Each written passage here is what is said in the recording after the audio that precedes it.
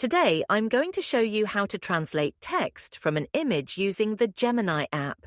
This is a fantastic tool for quickly understanding text in foreign languages, whether it's on signs, documents, menus, or anything else. First, open the Gemini app on your smartphone and make sure you're logged into your account. On the app's homepage, look for the camera icon at the bottom of the screen and tap on it. From here, you have two options. You can either take a new picture of the text you want to translate, or you can choose an image you've already saved. For this tutorial, we'll use an existing image. To do this, tap on the gallery icon in the lower left corner of the screen.